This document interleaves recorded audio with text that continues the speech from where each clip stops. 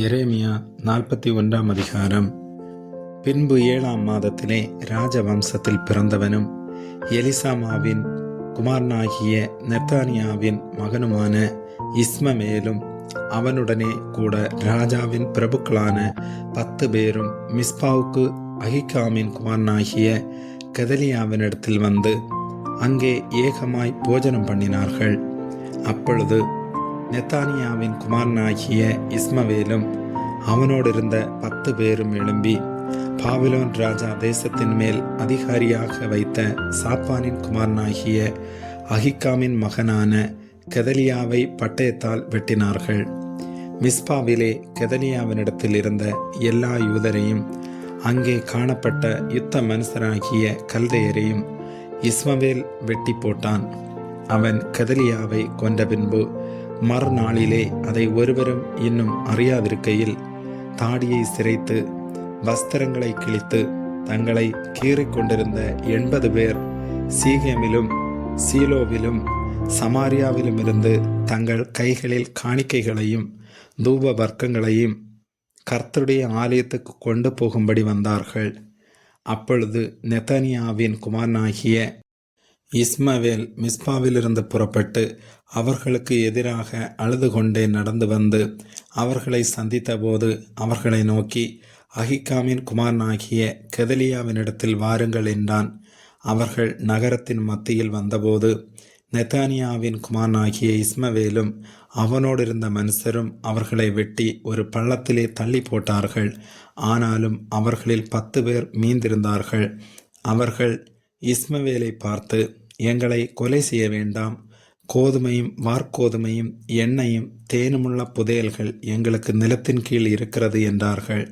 அப்பொழுது அவர்களை அவர்கள் சகோதரரோடும் கூட கொலை செய்யாமல் விட்டு வைத்தான்.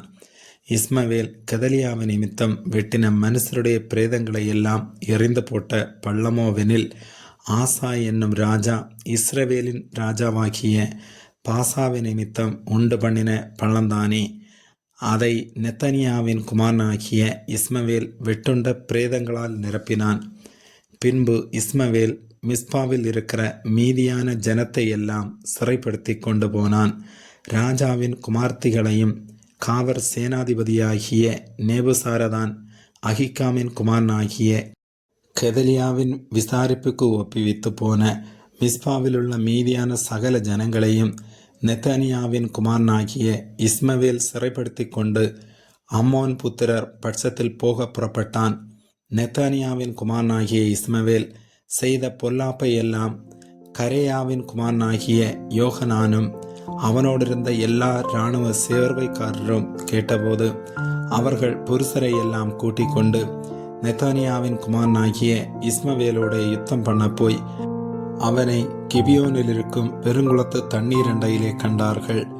அப்பொழுது இஸ்மவேலோடு இருந்த சகல ஜனங்களும் கரேயாவின் குமாரனாகிய யோகனானையும் அவனோடு இருந்த எல்லா இராணுவ சேர்வைக்காரரையும் கண்டு சந்தோஷப்பட்டு, இஸ்மவேல் மிஸ்பாவிலிருந்து சிறை பிடித்து கொண்டு போன ஜனங்களெல்லாம் பின்னிட்டு திரும்பி கரேயாவின் குமாரனாகிய யோகனானிடத்தில் வந்து விட்டார்கள்.